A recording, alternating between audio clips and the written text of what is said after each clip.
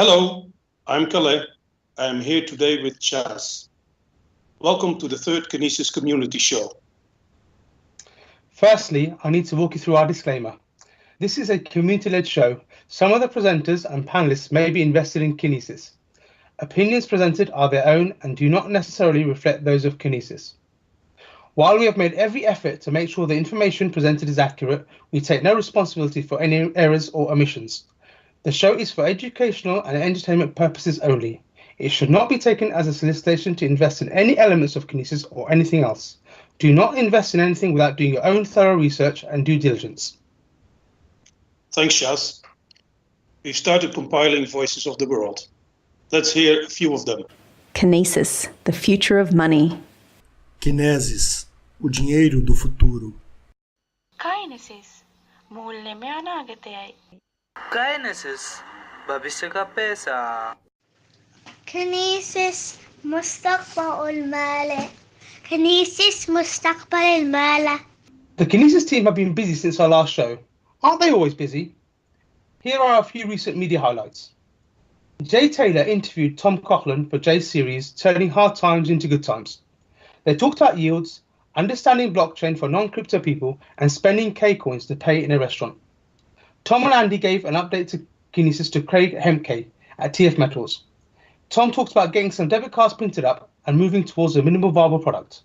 An article by Ryan Case was featured in the Raconteur supplement of the Times newspaper. Ryan talks about incentives to bring metal into the Kinesis system and then get it moving for trade, using fast transaction speeds. An article published by CoinTelegraph was then picked up and published in the main section of ZeroHedge.com. ZeroHedge has a Twitter following of over 500,000.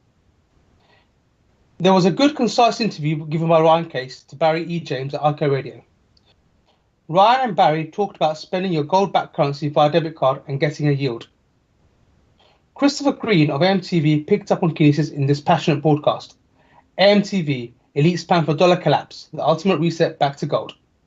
AMTV has 500,000 subscribers, another instance of Kinesis being aired to a wider audience. Right, let's get into the meat of this show. Kinesis Wins by RD, Martjin, and Maximus. This is Rage Detector, and I want to talk to you about Kinesis and why it is going to be the latest rage in money. Let's face it, people don't lug around bars of gold to purchase things. In fact, given the choice, people on the street would rather take a free bar of chocolate than a 10-ounce bar of silver worth $150. They're crazy! Kinesis is a monetary system using Bitcoin-like technology to transfer ownership of gold and silver. This allows people to use digitalized gold in everyday transactions and to send money across the globe with a simple mobile phone application. People will finally see the value of transacting in gold and silver. Why would someone want to use the Kinesis monetary system rather than traditional banking, you may ask? With Kinesis, there is a 0.45% transaction fee whenever making a payment. A portion of this fee is given back to the Kinesis participants to promote its use. The Kinesis transaction fee is pretty small when you look at it. Purchasing a $3 coffee would cost less than 2 cents in transaction fees. Contrast this to traditional banking, where there is often no fee for the customer. Does that mean traditional banking wins and Kinesis loses? Not so fast. In traditional banking, the customer doesn't pay a fee, but the merchant sure does.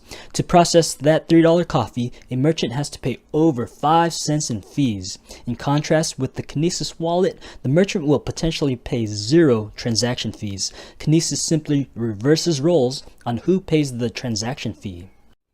Let's compare, overall, the combined transaction fees of both the customer and merchant. Traditionally, the coffee would cost over 5 cents in transaction fees. With Kinesis, it is less than 2 cents. So Kinesis wins. Additionally, these fees are given back to the Kinesis community. A portion of those transaction fees go to people who created the Kinesis coins. This is called a minter yield. Another portion go to people who simply hold Kinesis coins in their wallet. This is called a holder yield. Since these yields come from the transaction fees, the more transaction fees that are collected, the higher the yields will be. A higher money velocity means people are spending money quicker and the transaction fees generated increases. For the purpose of my examples, I will assume that the daily money velocity is 20%. An awesome feature of Kinesis is the minter yield. Basically, anybody that can contribute 100 grams of gold or 10 kilograms of silver can become a minter. Physical gold and silver are then kept in a third-party, audited and insured vault. Title to this gold and silver is given to the minter using an online ledger called the Kinesis Blockchain Network. Title is held in the form of KAU gold or KAG silver cryptocurrency. Once the minter spends the cryptocurrency that they created, they will receive a perpetual 1.64 annual percentage yield on the amount that they spent. The closest comparison in traditional banking to the minter yield would be a credit card cashback reward, which is around 1.5% on the amount spent and is only paid once. The Kinesis minter yield, on the other hand, is paid every single year in monthly installments. Let's see. A 1.64% minter yield paid every single year is way better than a 1.5% cashback reward paid once. Kinesis wins. Technically, you could continue using a credit card and convert Kinesis to cash every month to pay its balance. That way you get both the lifetime minter yield and a credit card cashback reward. Keep in mind, the poor merchant will be paying a processing fee in this case. Now let's compare the average bank savings rate of 0.06% to the Kinesis holder yield of 7.85%. Kinesis blows traditional bank yields out of the water. In fact, if you are able to hold your Kinesis gold and silver for about a month before spending it, the holder's yield would have made up for the transaction fee. Don't let that small transaction fee discourage you from using the Kinesis monetary system. Now you might be thinking that I chose the small coffee purchase on purpose to make Kinesis look good. I assure you, it is the exact opposite. I am saving the best for last. Kinesis is obviously good for microtransactions, but how about those big purchases? Let's say someone purchases a house for $250,000. The Kinesis transaction fee would be $1,125. Contrast that with a bank wire fee of only $20. So traditional banking all the way for this purchase, right? Wrong. Remember that perpetual minter yield you get for spending? If you used Kinesis to pay for this house, you would get a lifetime $4,100 minter yield every single year. There are so many benefits of using the Kinesis monetary system that it's really just hard to list. Putting your savings in gold and silver will protect you from currency inflation. The Venezuelan bolivar is going through hyperinflation as we speak. Secondly, Kinesis is not a debt-based monetary system. That's a system that makes the rich richer and the poor dirt poor.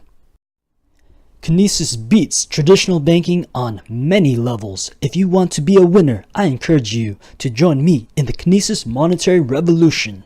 All the cool kids will be doing it. It's like eating organic food. It's good for you. It's like driving a Toyota Prius. It's good for the environment. Kinesis is good for the wealth of all the people around you. Type in kinesis.money on your web browser to learn how you can participate in the future of money. Wow, that's a pretty clear message. Good job, guys. Let's see how our voices are spreading around the world again. Kinesis, the future of money. Kinesis, будущность денег. Kinesis, पैसे का मुस्तकबाल. Kinesis, el futuro de dinero. Kinesis, 未來的貨幣. That's about all we have time for now. Thanks for watching. See you next time. Kinesis, the future of money.